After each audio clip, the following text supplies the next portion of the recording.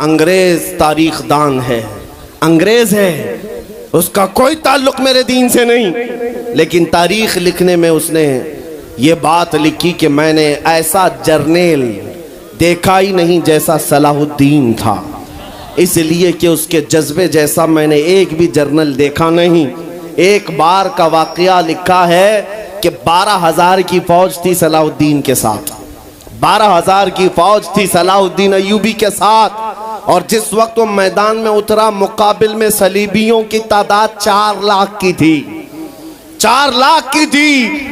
4 لاکھ کی تعداد دیکھ کر نہ وہ گھبرایا نہ بھاگا، پلٹ کر اپنی فوج سے پوچھا کیا مشورہ ہے تمہارا، مقابل میں اترے یا نہیں اترے؟ صلاح الدین کے لشکری اور اس کے نوجوان سپاہی عام لوگ نہیں تھے، جذبہ جوان تھا۔ عرض کیا اے صلاح الدین ہمارے سپہ سالار، رسول اللہ کے صحابہ تعداد دیکھ کر اترتے تھے تو ہم بھی تعداد دیکھ کے اتریں گے، اگر نبی کے صحابہ تعداد نہیں دیکھتے تھے تو ہم بھی اس تعداد کا کوئی پرواہ نہیں کریں گے۔ صلاح الدین ان کی باتوں کو لے کر اتر تو پڑا۔ تاریخ لکھنے والا انگریز آدمی ہے، کہتا ہے مقابلہ کر لینا اور بات ہوتی ہے، لیکن 4 لاکھ کو تتر بتر کر کے رکھ دینا تاریخ کی الگ بات ہوتی ہے۔ صلاح الدین کے اس کارنامے کے بعد وہ انگریز تاریخ دان کہتا ہے ہمارے علاقوں میں حال یہ ہو گیا تھا، ہمارے ہاں کی مائیں اپنے بچوں کو تھپکیاں دے کر سلاتی تھی اور یہ کہتی تھی کہ بیٹا سو جا نہیں تو صلاح الدین آ جائے۔ سبحان اللہ، سبحان اللہ۔ یہ میں اس لیے باتیں عرض کر رہا ہوں کہ صلاح الدین ایوبی کی طاقت وہ ان کی اپنی باڈی کی طاقت نہیں تھی، وہ نہ ہی کسی جگہ سے ورزش کر کے حاصل کی ہوئی طاقت تھی۔ صلاح الدین کی طاقت عشق مصطفیٰ کی وجہ سے تھی، وہ محبت رسول کا پیکر تھا۔ ہم نے تاریخ میں ان جوانوں کو دیکھا ہے جنہوں نے تاریخ الٹ کر کے رکھ دیا ہے، جنہوں نے زمین میں ایک الگ پرچم لہرا کر رکھ دیا ہے۔ آپ کو پتہ ہے اسی ہندوستان کی سرزمین پر سب سے پہلا 10,000 کا لشکر لے کر آنے والا ایک جوان عرب سے سب سے پہلے آنے والا محمد بن قاسم صرف 19 سال کی عمر میں آیا تھا، 19 سال کی عمر میں آیا تھا۔ کس لیے آیا تھا؟ مال لوٹنے نہیں آیا تھا، یہاں جگہ قبضہ کرنے نہیں آیا تھا، جیسے آج تاریخ توڑ مروڑ کر کے بتائی جا رہی ہے۔ جتنے بادشاہ آئے سب اکرمن کیے، سارے لوگ یہاں لوٹ پاٹ کرنے آئے تھے، یہ تاریخ توڑ مروڑ کر بیان کی جاتی ہے۔ میرے عزیزو اس پر پھر کبھی گفتگو کریں گے، لیکن محمد بن قاسم کیوں آیا تھا؟ الہ آباد کے ایک پنڈت ہے، انہوں نے خود لکھا ہے، میں اپنی بات نہیں پنڈت جی کی بات کہہ رہا ہوں۔ اس وقت حالات ایسے ہو گئے تھے کہ چند عورتیں، مسلمان عورتیں جو سری لنکا کی سرزمین سے حج کے لیے جا رہی تھیں، اس وقت راجہ دابر سنگھ اس کے کچھ گنڈوں نے ان عورتوں کو پکڑ لیا، ان کی عزت لوٹی، ان کا مال لوٹا، ان کو قیدی بنایا۔ ان عورتوں نے اس وقت پکار کر کہا تھا کہ کوئی ہے جو ہماری عزت بچائے گا۔ کوئی تجارت کرنے والا باہر سے آیا ہوا تاجر بات سن کر کے عرب گیا، عرب میں جا کر گورنر جو تھا اس کے سامنے واقعہ بیان کر رہا تھا۔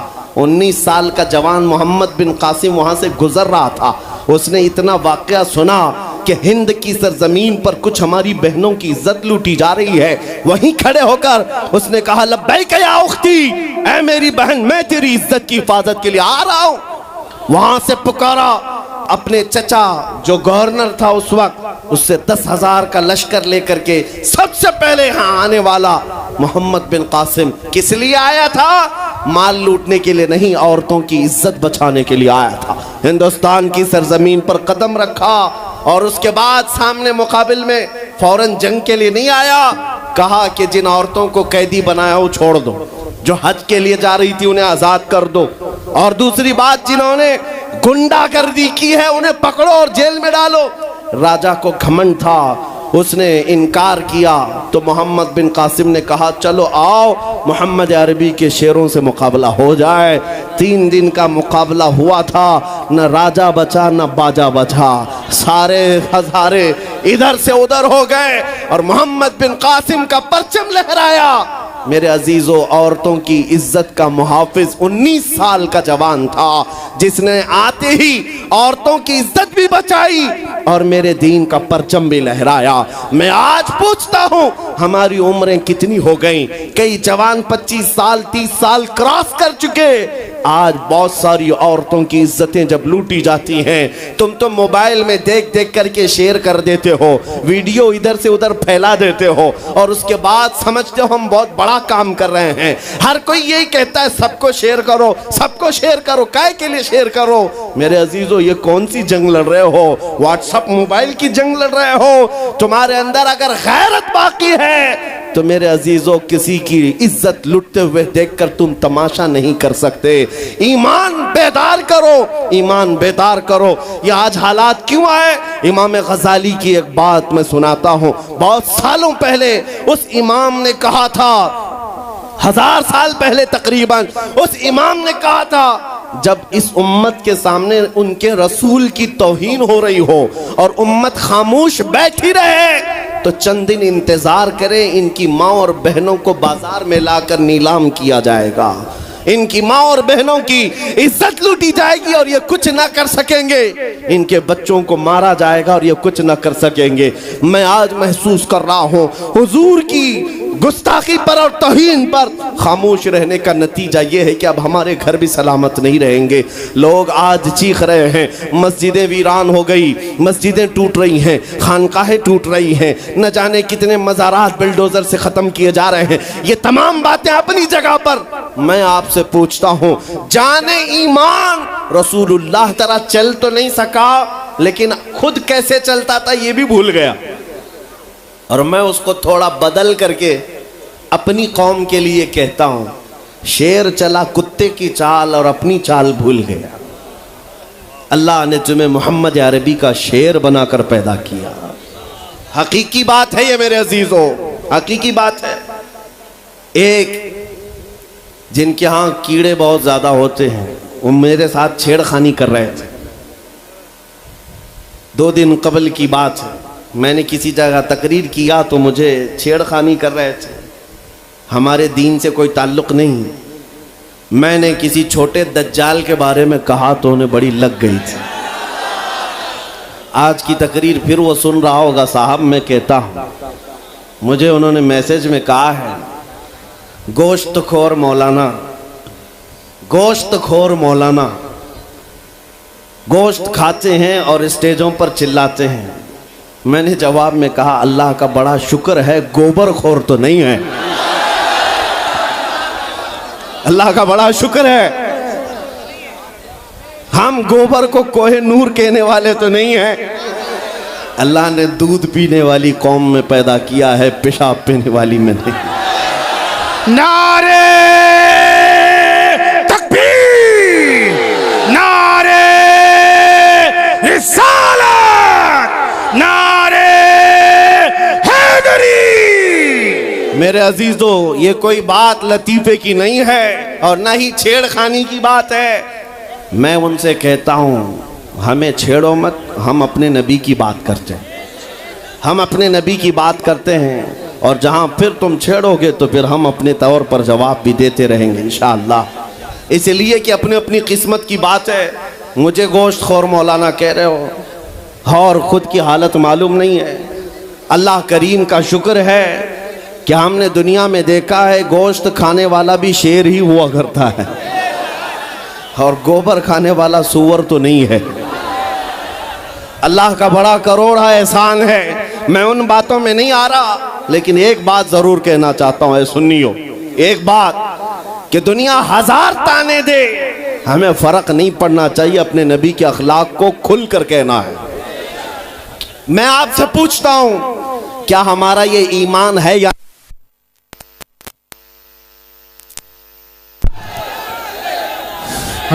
ہمارا یہ ایمان ہے یا نہیں کہ میرا خدا سچا ہے، بے شک ہمارا نبی سچا ہے، ہمارا دین سچا ہے، قرآن سچا ہے؟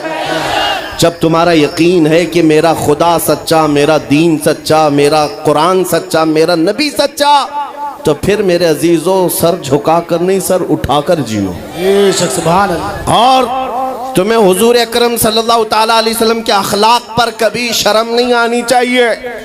کوئی ٹوپی پر کوئی داڑھی پر تانے مارتا ہے تو اس کو نظر انداز کرو، اس لیے کہ مرنے کے بعد اس کیڑے کو منہ نہیں دکھانا ہے، آمینہ کے لال کو منہ دکھانا سبحان ہے۔ اللہ، تانا دیتا ہے تو دے کر مر جائے گا، ہمیں فرق نہیں پڑتا، ہمارے لباس سے جلتے ہو تو اور جلو مرو، اس لیے کہ جس کی قسمت میں یہاں بھی جلنا وہاں بھی جلنا، اور الحمدللہ سنیوں کی قسمت میں یہاں بھی خوشیاں ہیں وہاں بھی خوشیاں۔ ہم یہاں پر حضور پاک کا ذکر کر رہے ہیں اور خوشحال ہیں، الحمدللہ خوشحال ہیں، اس لیے کہ مجھے پتا ہے ہماری حیثیت کیا ہے، خوشحال ہیں آپ بھی، ہم ہیں۔ یہ چھوٹی موٹی شکایتیں تو سب کرتے ہیں آپ کہ بیماری ہے، گھر میں کھانا پانی نہیں ہے، دھندا نہیں چل رہا ہے، بزنس نہیں چل رہا ہے، سب لاس میں ہے، جاب نہیں ہے، سب شکایتیں تمہاری ہے، ہمیں پتا ہے۔ میرے عزیزو، ہم تو بار بار یہ رونا روتے ہیں، ہم بڑی کمزور قوم ہیں، ہم بڑی کمزور قوم ہیں، ہم بڑی کمزور قوم ہیں، لیکن میڈیا کے دجالی کتے بار بار بھونک بھونک کر بتاتے ہیں تم کچھ ہو، تم کمزور نہیں ہو۔ بے شک 24 گھنٹے ہم پر ڈیبیٹ ہوتا ہے کہ نہیں ہوتا ہے؟ کل ملا کر ہم پر ہی ڈیبیٹ۔ ارے میاں، یہاں تو الیکشن بھی کیمپیننگ کے لیے ہم ہیں، ہمارے مدعے کو لے کر کے ہی سب کو لڑانا ہے، سب کے درمیان۔ میں آپ سے یہ کہتا ہوں، یہ باتیں یوں ہی نہیں، وہ بار بار تمہیں بھونک کر بتا رہے ہیں تم کچھ ہو، لیکن تم کہتے ہو نہیں میں کچھ نہیں ہوں، ہم کمزور ہیں، وہ کہتے ہیں نہیں کمزور نہیں تم کچھ ہو۔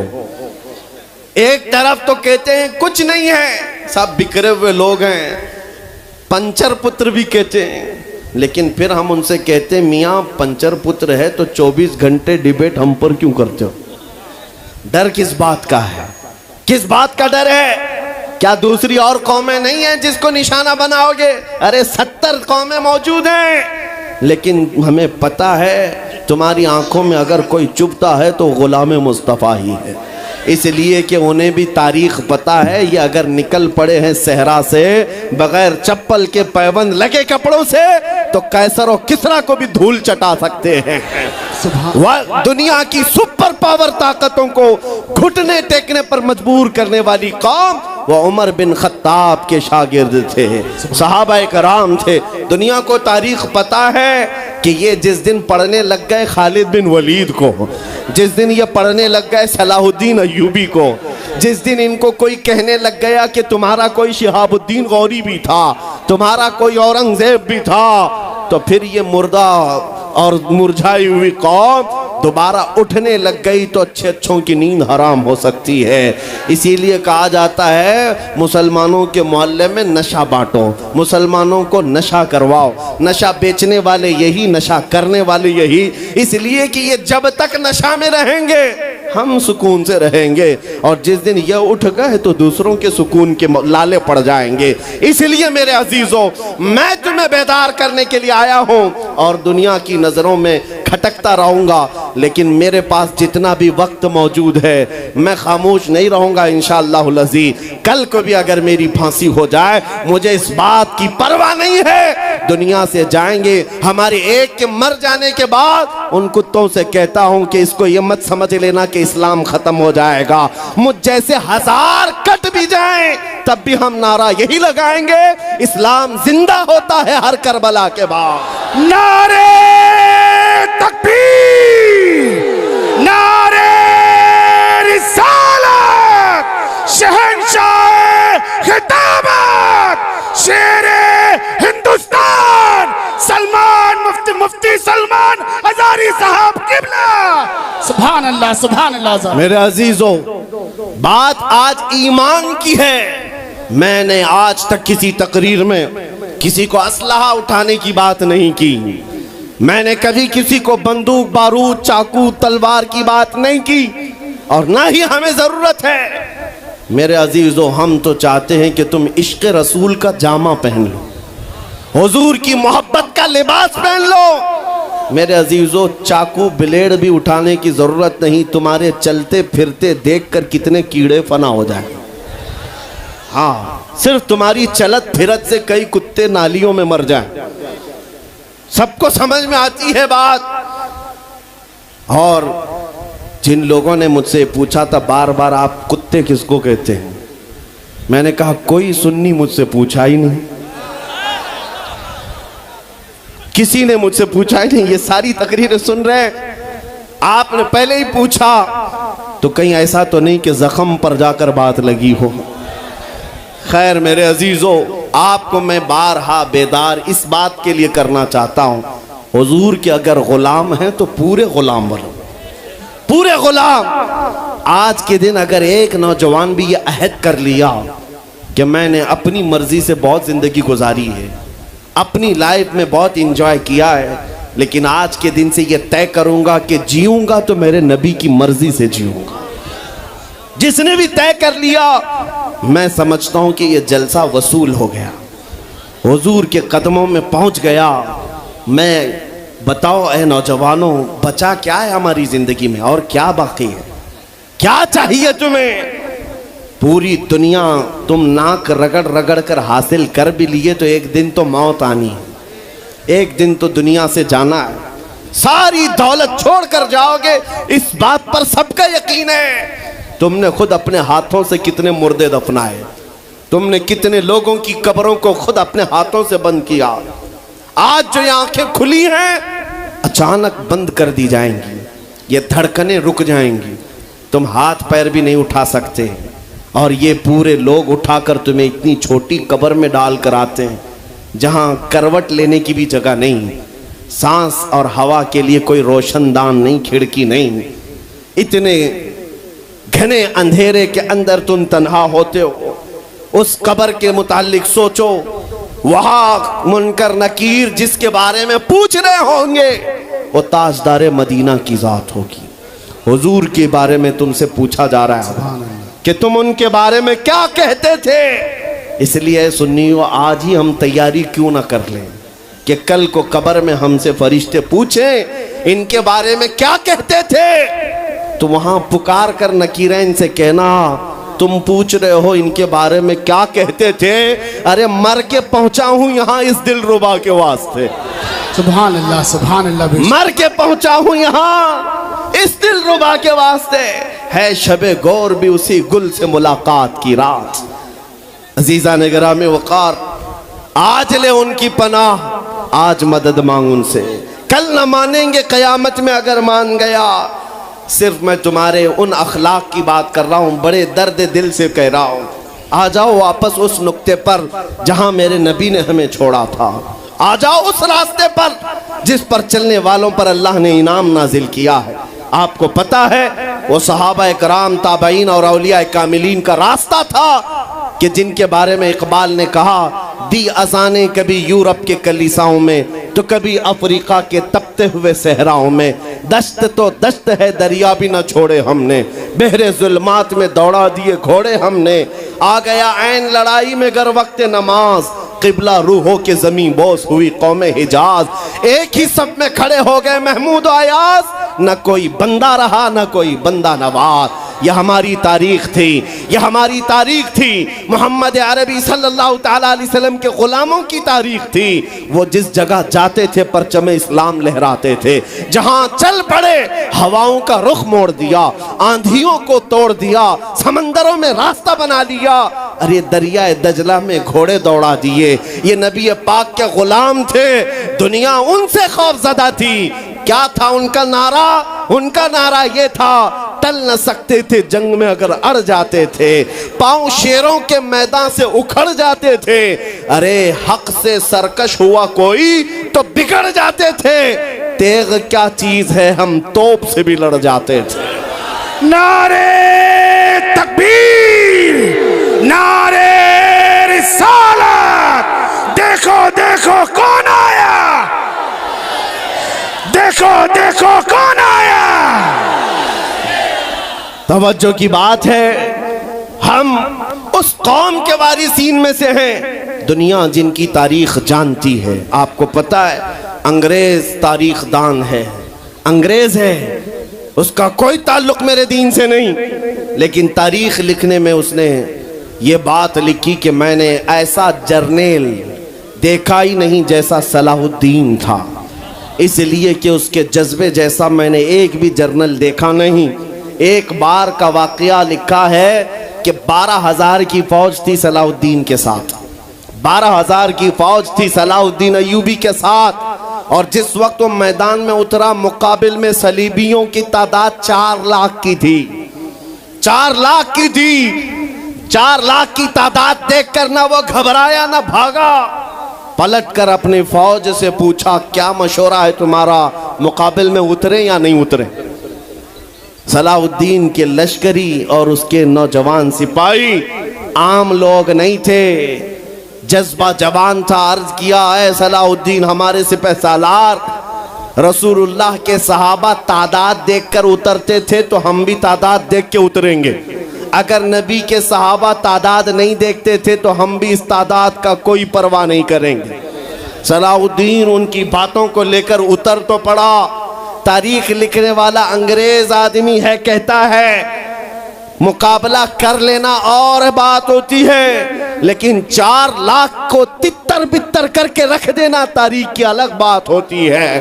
صلاح الدین کے اس کارنامے کے بعد وہ انگریز تاریخ دان کہتا ہے ہمارے علاقوں میں حال یہ ہو گیا تھا، ہمارے ہاں کی مائیں اپنے بچوں کو تھپکیاں دے کر سلاتی تھی اور یہ کہتی تھی کہ بیٹا سو جا نہیں تو صلاح الدین آ جائے۔ سبحان اللہ، سبحان اللہ۔ یہ میں اس لیے باتیں عرض کر رہا ہوں کہ صلاح الدین ایوبی کی طاقت وہ ان کی اپنی باڈی کی طاقت نہیں تھی، وہ نہ ہی کسی جگہ سے ورزش کر کے حاصل کی ہوئی طاقت تھی۔ صلاح الدین کی طاقت عشق مصطفیٰ کی وجہ سے تھی، وہ محبت رسول کا پیکر تھا۔ ہم نے تاریخ میں ان جوانوں کو دیکھا ہے جنہوں نے تاریخ الٹ کر کے رکھ دیا ہے، جنہوں نے زمین میں ایک الگ پرچم لہرا کر رکھ دیا ہے۔ آپ کو پتہ ہے اسی ہندوستان کی سرزمین پر سب سے پہلا 10,000 کا لشکر لے کر آنے والا ایک جوان عرب سے سب سے پہلے آنے والا محمد بن قاسم صرف 19 سال کی عمر میں آیا تھا، 19 سال کی عمر میں آیا تھا۔ کس لیے آیا تھا؟ مال لوٹنے نہیں آیا تھا، یہاں جگہ قبضہ کرنے نہیں آیا تھا، جیسے آج تاریخ توڑ مروڑ کر کے بتائی جا رہی ہے۔ جتنے بادشاہ آئے سب اکرمن کیے، سارے لوگ یہاں لوٹ پاٹ کرنے آئے تھے، یہ تاریخ توڑ مروڑ کر بیان کی جاتی ہے۔ میرے عزیزو اس پر پھر کبھی گفتگو کریں گے، لیکن محمد بن قاسم کیوں آیا تھا؟ الہ آباد کے ایک پنڈت ہے، انہوں نے خود لکھا ہے، میں اپنی بات نہیں پنڈت جی کی بات کہہ رہا ہوں۔ اس وقت حالات ایسے ہو گئے تھے کہ چند عورتیں، مسلمان عورتیں جو سری لنکا کی سرزمین سے حج کے لیے جا رہی تھی، اس وقت راجہ دابر سنگھ اس کے کچھ گنڈوں نے ان عورتوں کو پکڑ لیا، ان کی عزت لوٹی، ان کا مال لوٹا، ان کو قیدی بنایا۔ ان عورتوں نے اس وقت پکار کر کہا تھا کہ کوئی ہے جو ہماری عزت بچائے گا۔ کوئی تجارت کرنے والا باہر سے آیا ہوا تاجر بات سن کر کے عرب گیا، عرب میں جا کر گورنر جو تھا اس کے سامنے واقعہ بیان کر رہا تھا۔ 19 سال کا جوان محمد بن قاسم وہاں سے گزر رہا تھا، اس نے اتنا واقعہ سنا کہ ہند کی سرزمین پر کچھ ہماری بہنوں کی عزت لوٹی جا رہی ہے۔ وہیں کھڑے ہو کر اس نے کہا لبیک یا اختی، اے میری بہن میں تیری عزت کی حفاظت کے لیے آ رہا ہوں۔ وہاں سے پکارا اپنے چچا جو گورنر تھا اس وقت، اس سے 10,000 کا لشکر لے کر کے سب سے پہلے یہاں آنے والا محمد بن قاسم کس لیے آیا تھا؟ مال لوٹنے کے لیے نہیں، عورتوں کی عزت بچانے کے لیے آیا تھا۔ ہندوستان کی سرزمین پر قدم رکھا اور اس کے بعد سامنے مقابل میں فوراً جنگ کے لیے نہیں آیا، کہا کہ جن عورتوں کو قیدی بنایا وہ چھوڑ دو، جو حج کے لیے جا رہی تھی انہیں آزاد کر دو، اور دوسری بات جنہوں نے گنڈا گردی کی ہے انہیں پکڑو اور جیل میں ڈالو۔ راجہ کو گھمنڈ تھا، اس نے انکار کیا تو محمد بن قاسم نے کہا چلو آؤ محمد عربی کے شیروں سے مقابلہ ہو جائے۔ 3 دن کا مقابلہ ہوا تھا، نہ راجہ بچا نہ باجا بچا، سارے ہزارے ادھر سے ادھر ہو گئے اور محمد بن قاسم کا پرچم لہرایا۔ میرے عزیزو، عورتوں کی عزت کا محافظ 19 سال کا جوان تھا جس نے آتے ہی عورتوں کی عزت بھی بچائی اور میرے دین کا پرچم بھی لہرایا۔ میں آج پوچھتا ہوں ہماری عمریں کتنی ہو گئیں؟ کئی جوان 25 سال 30 سال کراس کر چکے، آج بہت ساری عورتوں کی عزتیں جب لوٹی جاتی ہیں، تم تو موبائل میں دیکھ دیکھ کر کے شیئر کر دیتے ہو، ویڈیو ادھر سے ادھر پھیلا دیتے ہو، اور اس کے بعد سمجھتے ہو ہم بہت بڑا کام کر رہے ہیں۔ ہر کوئی یہی کہتا ہے سب کو شیئر کرو، سب کو شیئر کرو، کائے کے لیے شیئر کرو؟ میرے عزیزو، یہ کون سی جنگ لڑ رہے ہو؟ واٹس اپ موبائل کی جنگ لڑ رہے ہو؟ تمہارے اندر اگر غیرت باقی ہے تو میرے عزیزو، کسی کی عزت لٹتے ہوئے دیکھ کر تم تماشا نہیں کر سکتے۔ ایمان بیدار کرو، ایمان بیدار کرو۔ میرے عزیزو، آج مجھے بیت المقدس کے سلسلے میں آپ کو کچھ بیداری لانے کی ضرورت ہے۔ آپ یہ اگر سمجھتے ہو کہ ان سے ہمارا کیا تعلق ہے، وہ فلسطین کی بستی میں ہے، ہم یہاں ہندوستان میں ہیں، پوری دنیا کے مسلمانوں کا تعلق بیت المقدس سے ہے حدیث رسول کے مطابق، اور آپ کو وہاں کے حالات یوں سمجھ لیں کہ ایسی ہے کہ وہاں بخار چڑھے گا تو پوری کائنات کے مومنین میں بخار آنا ہے۔ وہاں کے حالات جو بھی تبدیل ہوں گے اس کا اثر پوری دنیا کے مومنین پر ہونا ہے۔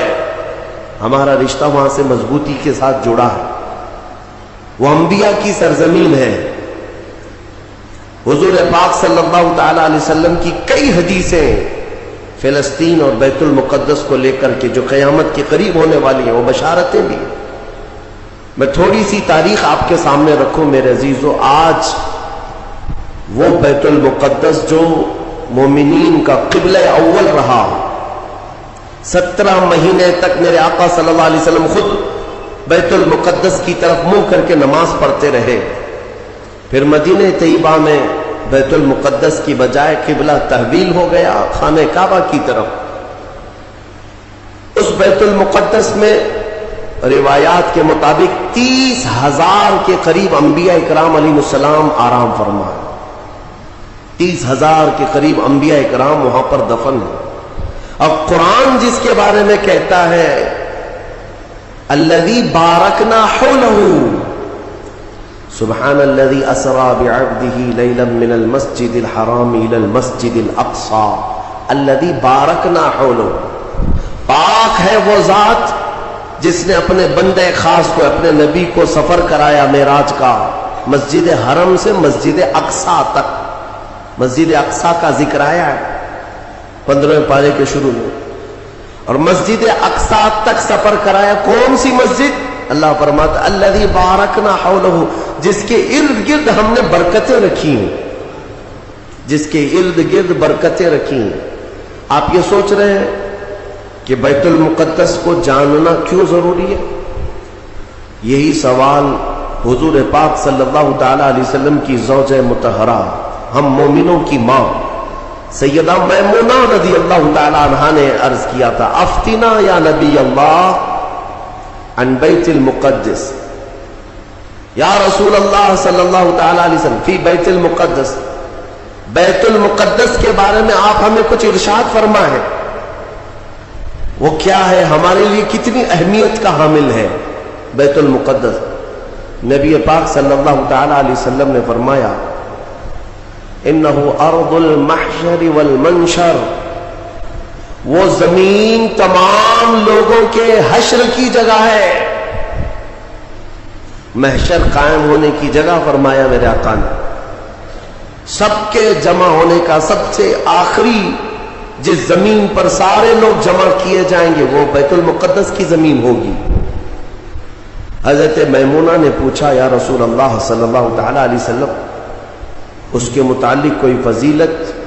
فرماتے ہیں میرے آقا صلی اللہ علیہ وسلم من احل بحجۃ او بعمرۃ من المسجد الاقصى الى المسجد الحرم غفر اللہ له ما تقدم من ذنبه او وجبت له الجنہ او كما قال رسول اللہ صلی اللہ علیہ وسلم۔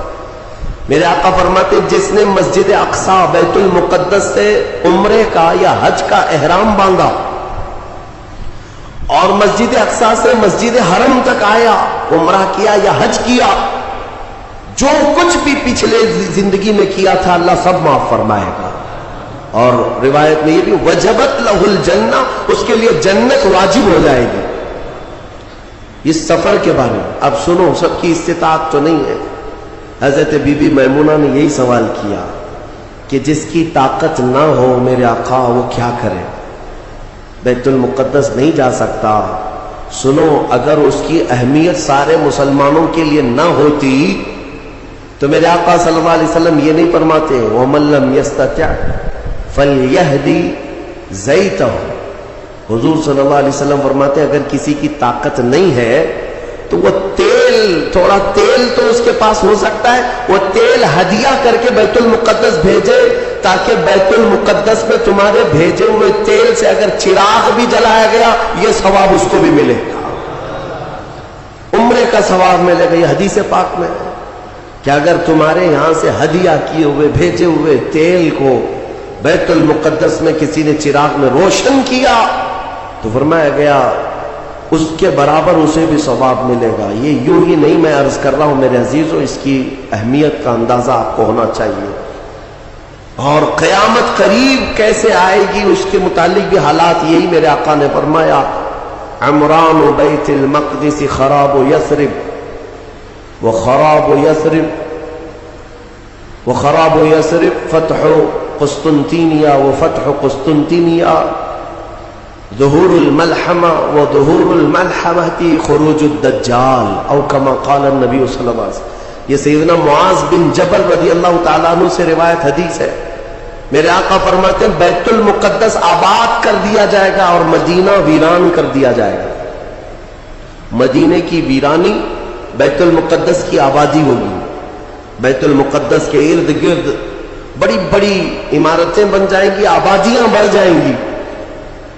اور مدینے کی ویرانی وہ کس طرح کی ویرانی وہ اللہ کے حبیب صلی اللہ تعالی علیہ وسلم ہی بہتر جانتے ہیں۔ مدینہ زادہ اللہ شرفا و تعظیما، وہ ہمارے دلوں کی دھڑکن ہے، وہ ہمارے آنکھوں کا سرور ہے۔ اور پھر آگے میرے آقا فرماتے ہیں پھر مدینے کی ویرانی قسطنطنیہ کے فتح کا سبب ہو جائے گا۔ قسطنطنیہ استنبول کو کہتے ہیں جو ترکی کا شہر ہے۔ حضور پاک صلی اللہ علیہ وسلم نے فرمایا مومنین اس کو فتح کر لیں گے، اور قسطنطنیہ کا فتح ہونا نہیں بلکہ اس سے پہلے ملحمۃ الکبریٰ، ایک بہت بڑی جنگ ہوگی دنیا میں، اس سے بڑی جنگ نہ کبھی پہلے ہوئی تھی نہ بعد میں ہوگی۔ یہ کس کے درمیان؟ مومنین اور کفار و مشرکین کے بیچ۔ اس جنگ کی جگہ بھی میرے آقا نے بیان فرمائی، وہ ملک شام ہوگا، وہ دمشق کے قریب میدان میں جنگ ہوگی۔ تمہارے خلاف لڑنے والے 80 جھنڈوں کے نیچے آئیں گے اور ہر جھنڈے کے نیچے 12,000 کی فوج ہوگی، یعنی تقریباً 9,60,000 کی فوج صرف مومنین سے لڑنے کے لیے حاضر ہوگی ایک میدان۔ اس میں جو مومنین مسلمان جتنے جائیں گے وہ کتنی تعداد ہے وہ اللہ بہتر جانے، لیکن میرے آقا نے فرمایا پہلے دن 1/3 حصہ میدان چھوڑ کر بھاگ جائے گا مسلمانوں کا، اور حضور پاک فرماتے ہیں وہ پورے روئے زمین کے سب سے بدترین لوگ ہوں گے، ان کی توبہ کبھی نہیں قبول ہوگی۔ جو میدان چھوڑ کر بھاگ چکے ہوں گے ان کی توبہ کبھی نہیں قبول ہوگی۔ دوسرے دن 1/3 جماعت 1/3 جماعت مومنین کی شہید ہو جائے گی، سب قتل ہو جائے گی، اور حضور فرماتے ہیں وہ روئے زمین کے سب سے اعلیٰ قسم کے شہداء ہوں گے، سب سے افضل شہداء ہوں گے۔ اور میرے آقا صلی اللہ علیہ وسلم فرماتے ہیں 1/3 حصہ مسلمانوں کا باقی ہوگا، اللہ رب العزت اسی ٹکڑے کو فتح عظیم عطا فرمائے گا، فتح سے ہمکنار ہوں گے۔ اور اس کے بعد قسطنطنیہ فتح ہوگا، قسطنطنیہ فتح ہوتے ہی دجال ظاہر ہو جائے گا، دجال کا خروج ہوگا پوری دنیا میں۔ لیکن یہ بڑی جو علامتیں میرے آقا نے بیان فرمائی کہ دجال کا ظاہر ہونا، اس بڑی جنگ کا ہونا، یہ قسطنطنیہ کا فتح ہونا، ان سب کی اسٹارٹنگ کہاں سے ہوگی؟ وہ بیت المقدس۔ اس لیے بیت المقدس کو سمجھنا ہمارے لیے بہت ضروری ہے۔ آج یہودیوں کے تسلط میں ہے بیت المقدس، اور ظالم اور غاصب یہودیوں کے پنجوں میں ہے بیت المقدس، اور یہ آج کی مارکہ آرائی نہیں ہے۔ بیت المقدس کے اندر یہ مارکا آرائی جھڑپیں ایک دوسرے کے ساتھ پچھلے 4000 سال سے چل رہی ہیں، آج کی نہیں ہے یہ، 4000 سال پرانی تاریخ ہے بیت المقدس کی.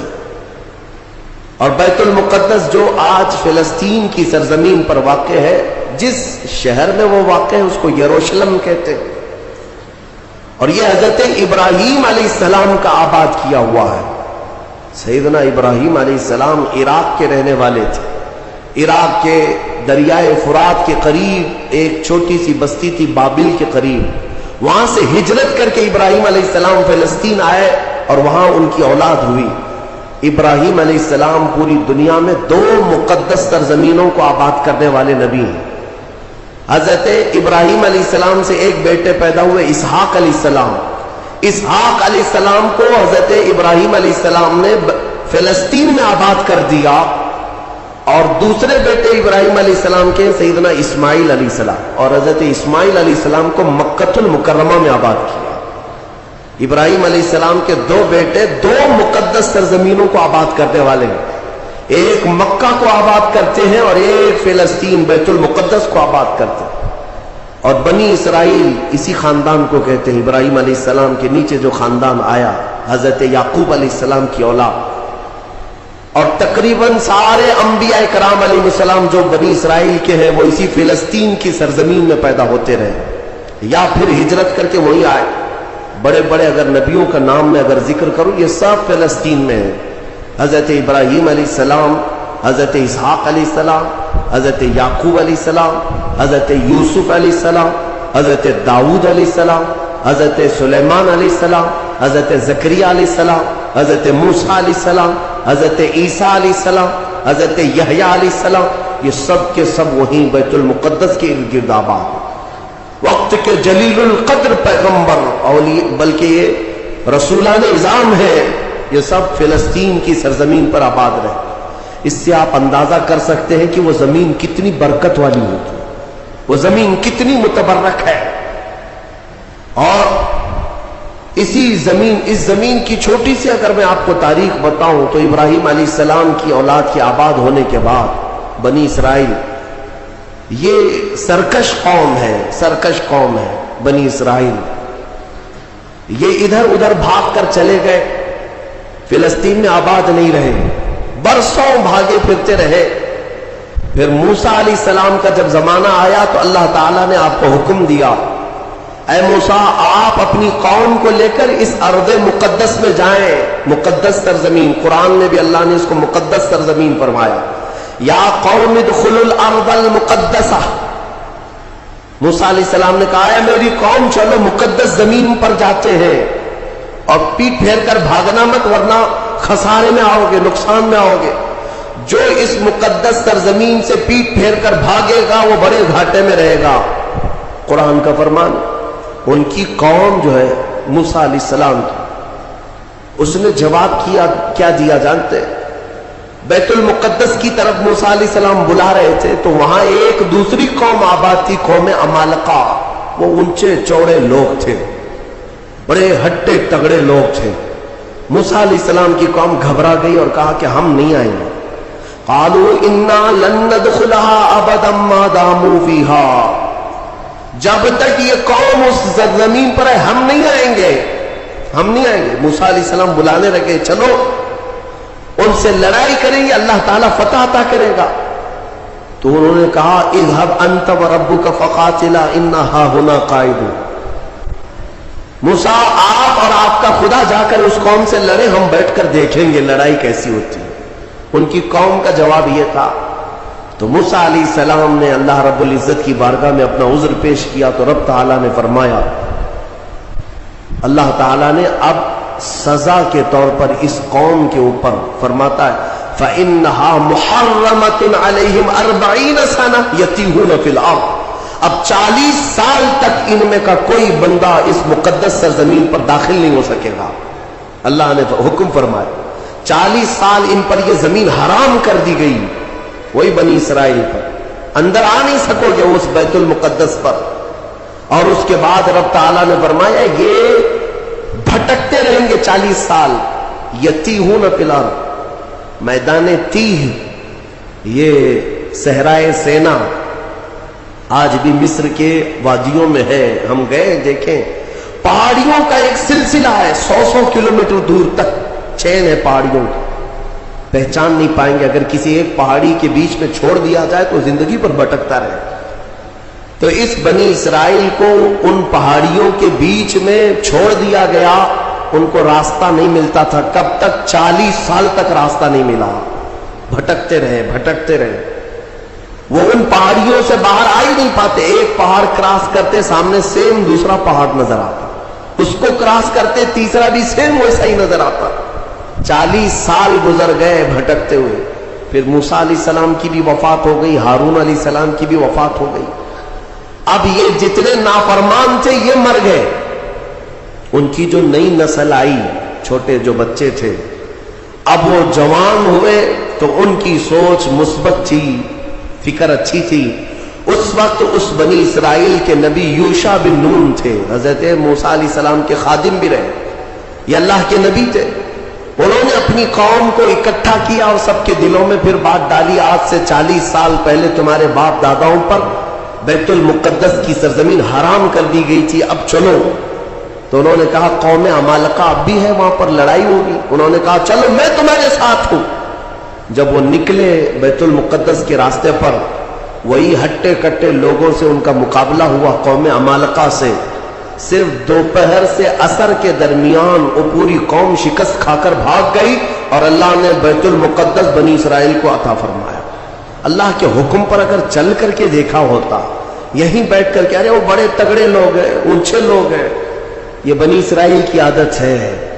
پھر اللہ رب العزت نے انہیں وہاں پر قرار دیا بیت المقدس. یہ یہودی کہلائے. یہودی ایمان والے یہودی تھے جو بیت المقدس میں آباد تھے, برسوں تک رہے. اس کے بعد پھر حضرت عیسیٰ علیہ السلام کا ظہور ہوا, آپ کی ولادت ہوئی. عیسیٰ علیہ السلام کے ساتھ ان یہودیوں نے بڑی بدتمیزیاں کی ہیں, ان کے قتل کا بھی منصوبہ بنایا, ان کی ماں پر الزام لگائے. یہودی بڑی بدماش قوم, اور انہوں نے تقریباً 10,000 نبیوں کو قتل کیا ہے. اللہ کے نبیوں کو قتل کرتے تھے. اب اللہ رب العزت نے قرآن میں جن کے بارے میں فرمایا غضب اللہ علیہم, اللہ کا ان پر غضب ہے, اللہ کا ان پر غضب ہے. آج بھی غضب ہے.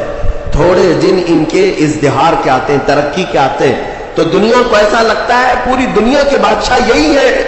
پھر رب تبارک و تعالیٰ انہیں اوندھے منہ پھر گراتا ہے. ذلت ان کا ساتھ قیامت تک نہیں چھوڑیں گی, قیامت تک نہیں. انہوں نے انبیاء کا قتل کیا اور بیت المقدس میں آباد رہے. تو پھر ایک بادشاہ ایسا آیا عراق کا, بخت نصر نام تھا, وہ آ کر کے بیت المقدس پر ایسا حملہ کیا کہ اس نے ہزاروں یہودیوں کو قتل کیا اور بیت المقدس کی عمارتیں توڑ پھوڑ کر رکھ دی. جو حضرت سلیمان علیہ السلام کے زمانے میں عمارت بنی تھی بیت المقدس کی. ہاں یہ بھی میں بتا دوں اس کی تاریخ کیا ہے. حضرت سلیمان علیہ السلام بادشاہ تھے, اللہ تعالیٰ نے حکم دیا کہ تم تعمیر کرو. تو بیت المقدس جب تعمیر کرنے لگے تو کس کی مدد سے؟ جنات کی مدد سے آپ تعمیر کر رہے تھے. سارے جنات کو کام پر لگا دیا تھا اور سارے جن صبح شام دوپہر کام پر لگے تھے اور بنا رہے تھے بیت المقدس. اور اتفاق ایسا کہ حضرت سلیمان علیہ السلام سے وہ خوب خوف کھایا کرتے تھے. جب تک آپ کھڑے رہتے کام کرتے, اگر سلیمان علیہ السلام چلے جاتے تو سب بھاگ جاتے تھے, کام چھوڑ کر بھاگ جاتے تھے. تو سلیمان علیہ السلام اپنا عصا لے کر کے کھڑے رہے اور کام کرانے لگے. اب اتفاق ایسا ہوا کہ سلیمان علیہ السلام دن میں بھی نہیں جا رہے, رات میں بھی نہیں جا رہے, کھڑے ہی کھڑے ہیں اور دن رات ان کا کام چالو ہے. لیکن ہوا یہ تھا کہ سلیمان علیہ السلام کی وفات ہو چکی تھی.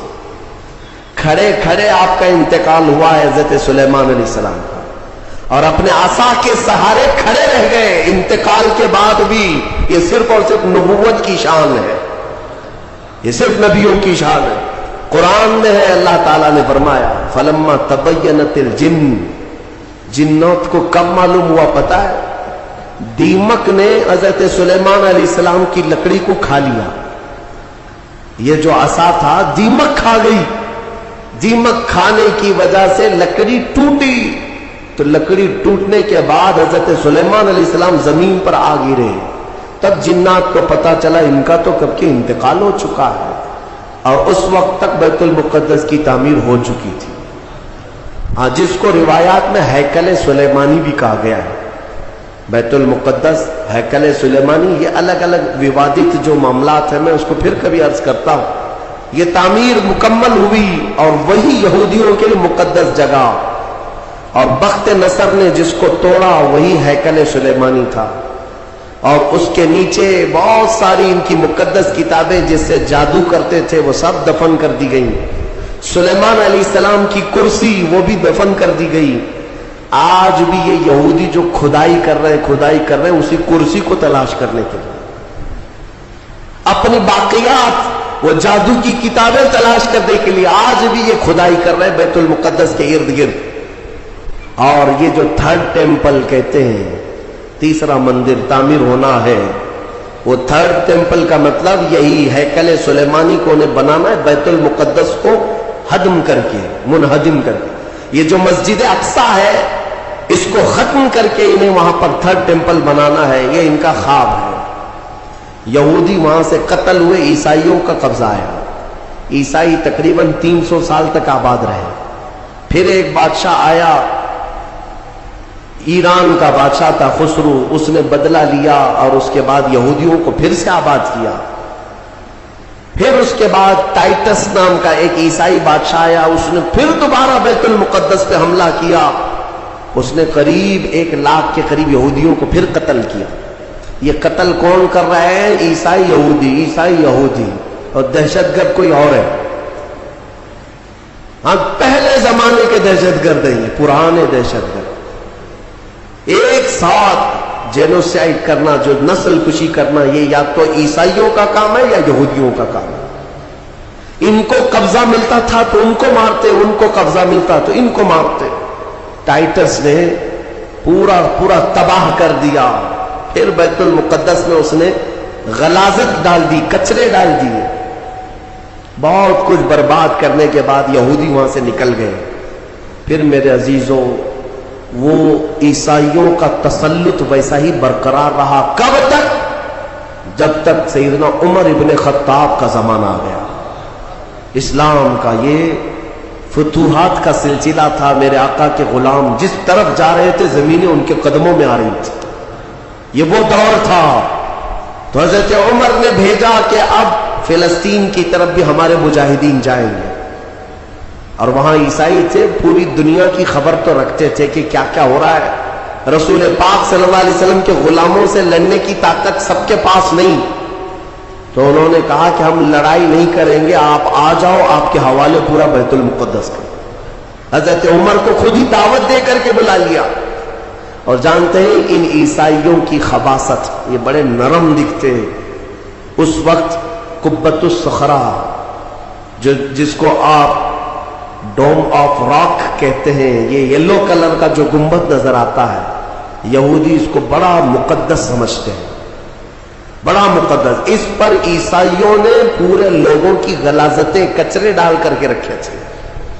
اس زمانے میں کوئی دوسرا گنبد تھا وہاں پر، یہ تو پھر اموی خلیفہ کے زمانے میں یلو کلر کا پھر سے بنایا گیا، لیکن اس زمانے میں کچرا ڈال کر کے رکھتے تھے عیسائی، یہودیوں کو جلانے کے لیے۔ یہودیوں کی وہ مقدس جگہ ہے۔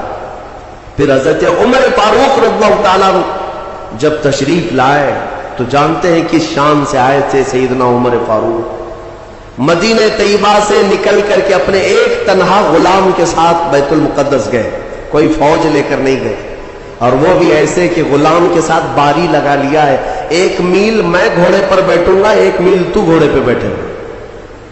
سفر میں 1 میل حضرت عمر بیٹھتے تھے گھوڑے پر، غلام رسی پکڑ کر چلتا تھا، 1 میل غلام بیٹھتا تھا، عمر فاروق رسی پکڑ کر چلتے تھے۔ دنیا کا اقتدار میرے آقا کے غلاموں نے یوں نہیں حاصل کیا، انہوں نے خود ہی کو فنا کر دیا تھا میرے آقا کی محبت میں۔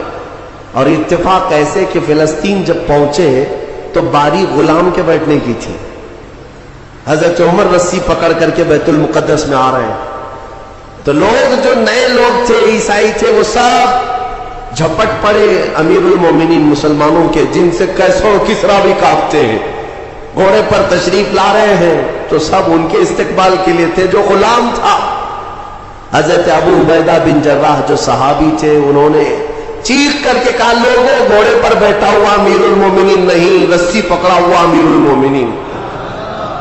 اس شان سے وہ آئے اور اپنے ہاتھوں سے اس گنبد کے اوپر موجود پوری غلاظت کو حضرت عمر نے صاف کیا تھا۔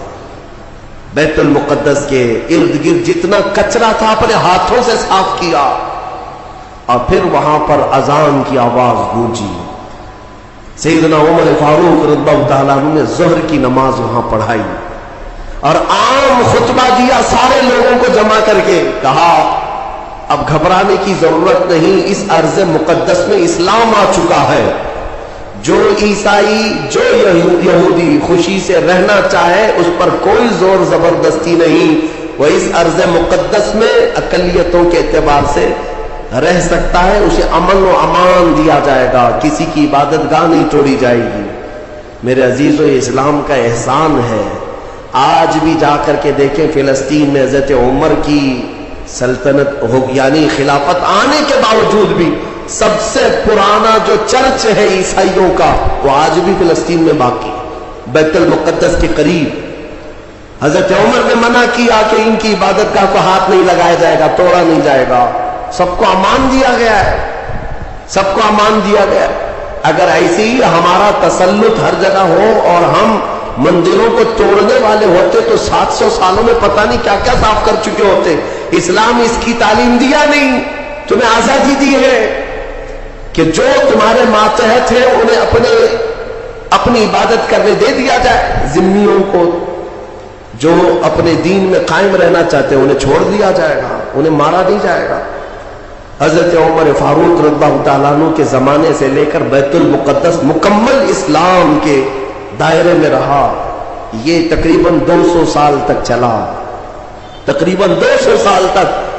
پھر خلفاء جو آئے، فاطمی خلفاء، عباسی خلفاء، سلجوقی خلفاء، جو خلیفے تھے آپس میں ہی لڑ مر رہے تھے دولت کے لیے، پیسے کے لیے، علاقے کے لیے۔ ان کی آپسی لڑائیوں کی وجہ سے دوبارہ کمزوری آئی مسلمانوں کے درمیان، اور پھر سے صلیبی طاقت عیسائیوں کا پھر سے غلبہ ہو گیا، پھر سے بیت المقدس کو انہوں نے ہڑپ لیا۔ پھر 100 سال تک بیت المقدس پر ان کا راج چلتا رہا، 100 سال تک۔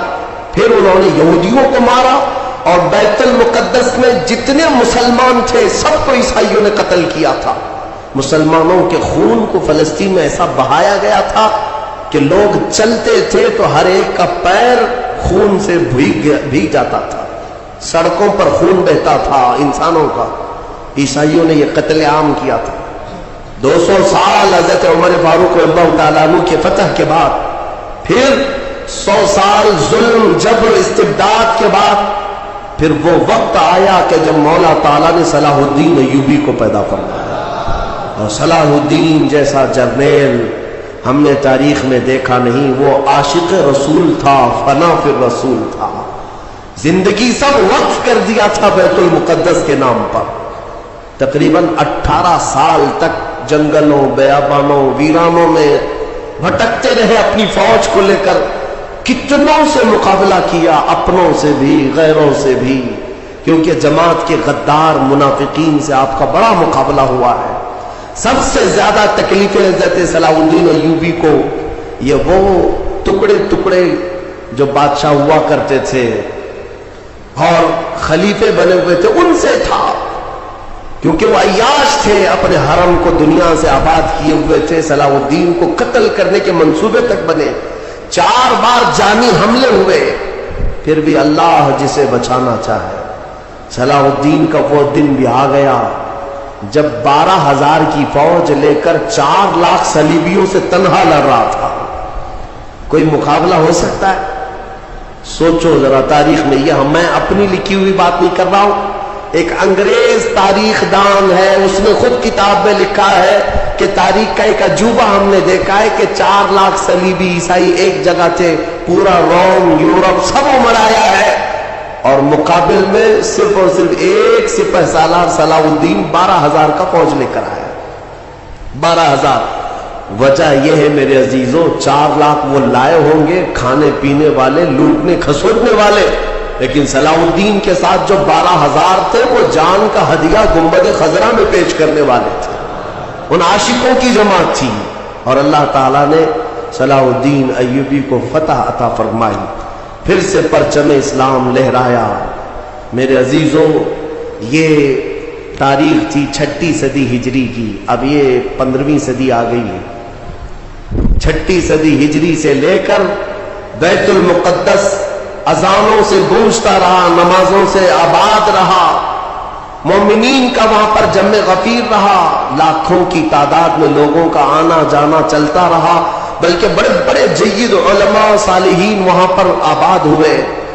امام غزالی رحمۃ اللہ تعالی علیہ کر کے کتنے لوگوں کو اللہ نے ولایا ہے کہ بیت المقدس 800 سال کے قریب ہو گئے صلاح الدین ایوبی کو واپس لائے ہوئے. لیکن پچھلے 100 سال سے پوری دنیا کے یہودیوں کے اندر ایک یہ فکر پیدا ہوئی کہ ہماری ایک ریاست ہونی چاہیے, ہمارا ایک ملک ہونا چاہیے. یہ مارے مارے پوری دنیا میں پھر رہے تھے. ہٹلر نے ان کو مارا تو امریکہ میں چلے گئے, امریکہ میں مارے گئے تو برطانیہ میں گئے, برطانیہ سے فرانس میں گئے. جگہ جگہ یہ تھوڑے تھوڑے تھوڑے آباد ہوتے رہے.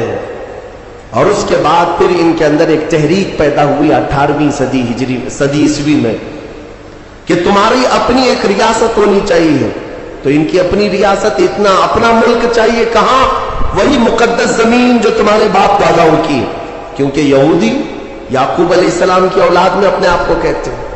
تو اس سرزمین پر جانے کے لیے کوششیں کرتے رہے. لیکن فلسطین اس زمانے میں خلافت عثمانیہ کا حصہ تھی جو ترکی کے بادشاہ تھی. ترکی کے اندر میں فلسطین آتا تھا تو وہاں پر ان کی مجال نہیں تھی. لیکن ہوا یہ کہ 1914 سے 1918 کے بیچ میں فرسٹ ورلڈ وار ہوئی, دنیا کی سب سے بڑی جنگ, پہلی جنگ عظیم, جس میں ترکیوں نے جرمنی کا ساتھ دیا اور ہار گئے برطانیہ انگلینڈ کے مقابل میں. تو ہارنے کی وجہ سے ہوا یہ کہ ترکی کی ساری خلافت ختم ہو گئی. خلافت عثمانیہ کے ٹکڑے ٹکڑے ہو گئے. 50 ملکوں پر ان کی اکیلی حکومت تھی, سب ٹکڑے ہو گئے. ترکی کو سب ختم کر دیا گیا, خلافت ختم کر دی گئی.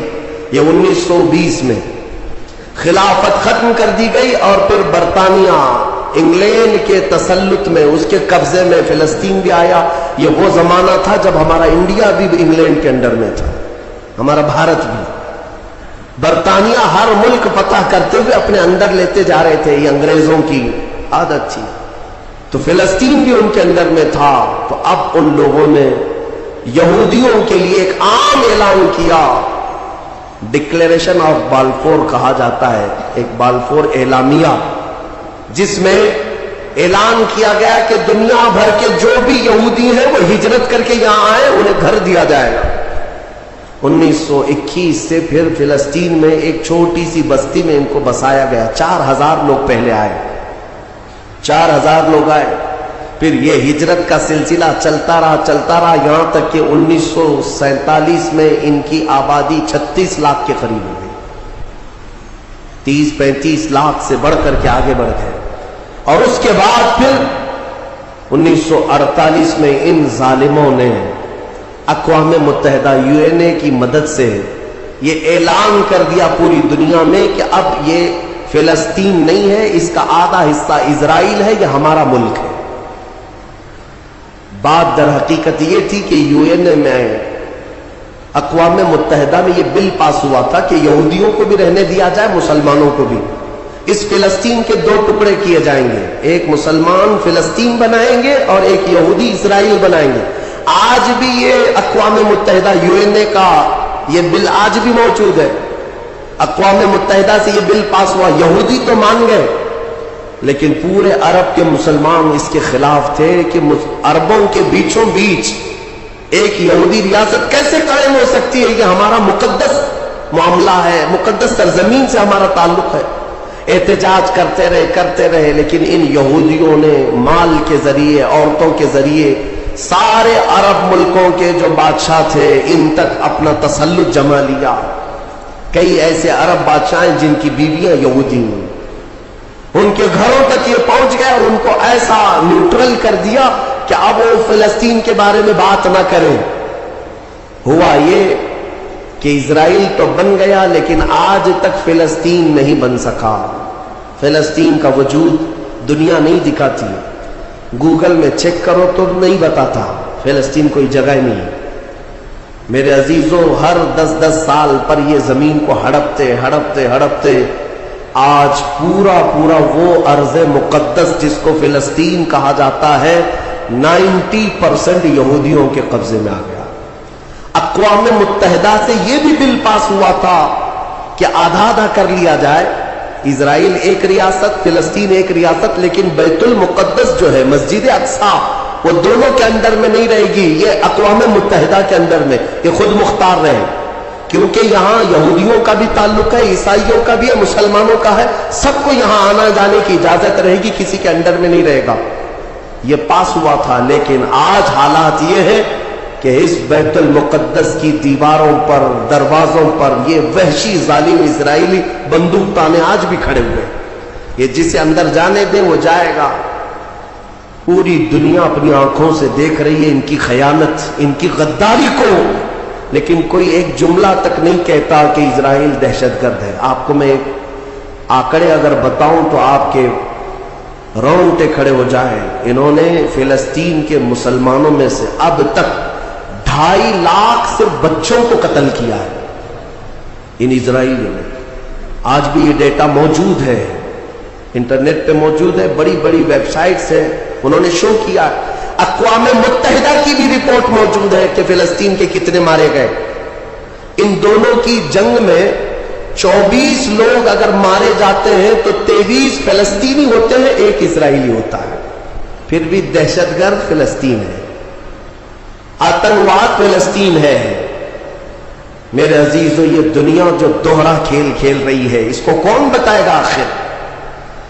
وہاں جمعہ کی نماز پڑھنے کے لیے مومنین آج بھی جاتے ہیں، ان پر گولیاں برسا دی جاتی ہیں، لیکن ان جیال مسلمانوں کو ہزاروں سلام جو تلواروں کے سائے میں بھی میرے مولا کی عبادت خشوع و خضوع سے کرتے. میں خود گیا اور دیکھا ہوں چھوٹے سے بچے، 6 سال کے، 8 سال کے بچے ملنے کے لیے آتے ہیں اور یہ پورے اسلحے میں لیس فوجی کھڑے رہتے ہیں. چھوٹا سا بچہ ان کی گن کو یوں گھماتا ہے اور مسجد میں اندر آتا ہے، ایسا لگتا ہے جیسے وہ کھلونے کو پکڑ رہا ہے. میرے عزیزو، یہ بھی حدیث پاک کے ذریعے سے میں بتاتا ہوں. میرے آقا صلی اللہ علیہ وسلم فرماتے ہیں میری امت کا ایک حصہ قیامت تک باطل سے لڑتا رہے گا، قیامت تک باطل سے لڑتا رہے گا، اور ان کی مخالفت کرنے والوں کا ان پر کچھ بھی اثر نہیں ہوگا، اور دنیا میں کوئی بلا بھی پھیلے تو اس جماعت پر کچھ اثر نہیں ہوگا. صحابہ نے پوچھا یا رسول اللہ آپ کی امت کا وہ حصہ کون ہے؟ میرے آقا فرماتے بیت المقدس کے آس پاس رہنے والے مومنین کی جماعت ہے. ان کی فضیلت میں میرے آقا نے فرمایا قیامت تک لڑتے رہیں گے، قیامت تک، اور ان کی خلاف کرنے والوں کا ان پر کچھ بھی اثر نہیں ہوگا. اور ہم دیکھ رہے ارے بڑی عمارتیں ایک بم سے گرا دیا، دوسرے دن ان کے آس پاس ان کی گاڑیاں بھی چل رہی ہیں، دکانیں بھی چل رہی ہیں، بازار بھی چل رہا. کل رات کو فائرنگ ہوئی، 50 لوگ بیت المقدس سے اٹھا کر کے لاشیں لے گئے. دوسرے دن جا کر کے دیکھے تو عصر کے بعد عورتیں اپنے بچوں کے ساتھ روٹیاں سینڈوچ کھاتی ہوئی بیٹھی ہوئی ہیں. مطلب یہ ہے کہ نہ موت کا ان کے اندر خوف ہے، نہ ظالموں کے تسلط کا ڈر ہے. ہاں یہ بھی اللہ تعالیٰ کی طرف سے ہوتا ہے کہ مولا جب کسی کا دل کشادہ کرے تو بڑے پہاڑوں سے بھی انہیں ڈر نہیں لگتا.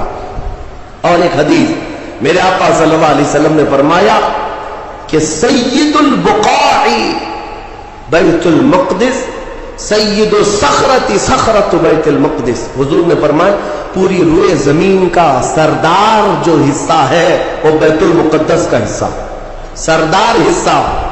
اور گنبدوں میں اگر سردار گنبد ہے تو بیت المقدس کا گنبد ہے، یہ میرے آقا نے فرمایا. اور حضور فرماتے ہیں تم دیکھنا کہ اخیر زمانے میں سارے لوگ اس زمین کی طرف ہجرت کر جائیں گے. جب ایسی ہجرت کا وقت آ جائے حضور فرماتے ہیں فَلْزَمْهُمْ، تم لازم پکڑ لینا اس جماعت کے ساتھ چلے جانا، کیونکہ خیر پوری دنیا میں صرف وہی ہوگا اور کہیں نہیں ہوگا. اور آج جو حالات دیکھ رہے ہیں نا، یہودیوں کا تسلط ہے، ان کا قبضہ ہے، میرے عزیزوں چند دنوں کی بات ہے. میں قرآن سے اور حدیث سے وقت ہوتا تو میں آج، چونکہ یہ جمعۃ الوداع ہے اور یوم قدس کے نام سے پوری دنیا آج منا رہی ہے، اس لیے میں نے تمہارے سامنے یہ باتیں رکھی ہیں. بیت المقدس کیا ہے؟ بیت المقدس کے بارے میں میرے آقا صلی اللہ علیہ وسلم نے فرمایا یہ ہمیشہ اب یہودیوں کے تسلط میں نہیں جائے گا. یہ میرا یقین ہے، دنیا ٹل سکتی ہے مگر میرے مصطفیٰ کا فرمان نہیں ٹلے گا. میرے آقا نے اگر فرمایا ہے تو ہو کر رہے گا. حضور فرماتے ہیں خراسان سے ایک جماعت آئے گی. خراسان سے، خراسان یہ افغانستان اور ایران کا کچھ حصہ ہے، جس کو پرانے زمانے میں خراسان کہا جاتا تھا. میرے آقا فرماتے ہیں خراسان سے کالے جھنڈے لے کر کے ایک جماعت نکلے گی اور وہ اتنی تیزی سے بڑھتی ہوئی بیت المقدس کی طرف آئے گی کہ دنیا کی کوئی حکومت اور کوئی طاقت ان کا راستہ نہیں روک سکے گی، اور وہ جھنڈے سیدھے لا کر بیت المقدس پر گاڑ دیں گے. تنصب بإیلیا، میرے آقا فرماتے ایلیا یہ بیت المقدس کی سرزمین کو کہتے ہیں، جھنڈے وہاں گاڑ دیے جائیں گے. اور حضور اکرم صلی اللہ تعالی علیہ وسلم نے یہ بھی فرمایا جب تم دیکھنا کہ یہ یروشلم بیت المقدس دار الخلافہ بن جائے، دار الخلافہ کا مطلب راجدھانی، حکومت کرنے کی جگہ بن جائے، میرے آقا صلی اللہ علیہ وسلم فرماتے ہیں فقط دنت الزلازل والبلایا والامور. حضور فرماتے ہیں تو پھر دیکھنا بڑے بڑے زلزلے آئیں گے دنیا میں. جب یروشلم کو راجدھانی بنا دیا جائے، دار الخلافہ، بڑے بڑے زلزلے آئیں گے دنیا میں، والبلایا، اور بہت ساری بلائیں پھیلیں گی پوری دنیا میں. یہ وائرس یہ کنٹینیو آئیں گے، یہ مت سمجھنا کورونا چلا گیا، ہاں یہ سب اب کنٹینیو آنے والی ہیں بلائیں. پوری دنیا میں بلائیں پھیل جائیں گی اور اتنے بڑے بڑے معاملات ہوں گے جن کو تمہارے کانوں نے سنا نہیں ہوگا. حضور نے فرمایا. اور یہ دار الخلافہ سے کیا مراد ہے؟ محدثین نے اس میں الگ الگ بحثیں کی ہیں، لیکن میں آپ کو بتاؤں 2017 میں، ابھی 3-4 سال پہلے کی بات ہے، 5 سال پہلے، ان یہودیوں نے اپنی راجدھانی ڈکلیئر کر دی. یروشلم ہے، بیت المقدس ہماری راجدھانی ہے، اور سارے سفارت خانے جتنے بھی ایمبیسی ہیں انہوں نے سب وہاں پر منتقل کرنا شروع کر دیا، اور بیت المقدس کی سرزمین کو اپنا کیپٹل سٹی بنانے کا اعلان کر چکے. اور میرے آقا کی حدیث صادق آ رہی ہے جب وہ راجدھانی بنے گی اب بڑے بڑے زلزلے ہوں گے اور پوری دنیا میں بلائیں پھیلیں گی اور بڑے بڑے معاملات ہوں گے.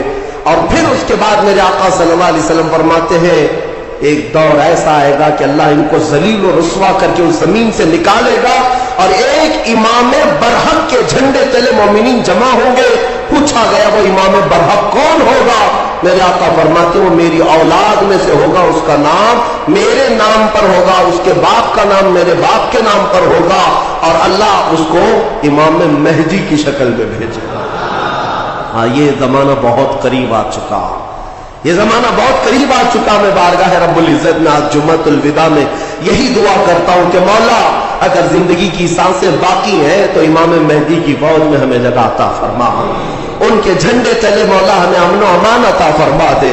دنیا سے ظالموں کے چنگل سے مولا ایمان والوں کو آزادی عطا فرما، کفار و مشرکین کے تسلط سے مومنین کو آزاد فرما دے. اے رب ذوالجلال احسن الخالقین، اس ماہ مبارک میں اگر تو ہمیں مولا ان راتوں میں ان دنوں میں عبادتوں کو قبول کیا اور بھیک میں کچھ دے تو مولا صرف اتنا دے دے کہ پوری امت کو مولا خیر و عافیت عطا کر دے، کھوئی ہوئی عزت و وقار عطا فرما دے. ہمارے ناحق قید کیے ہوئے بچوں کو مولا آزادی عطا فرما دے، بے قصور جیلوں میں بند ہمارے بچوں کو مولا آزادی عطا فرما دے. وصلی اللہ تعالی علی خیر خلق محمد وآلہ واصحابہ اجمعین، وآخر دعوانا الحمد للہ رب العالمین.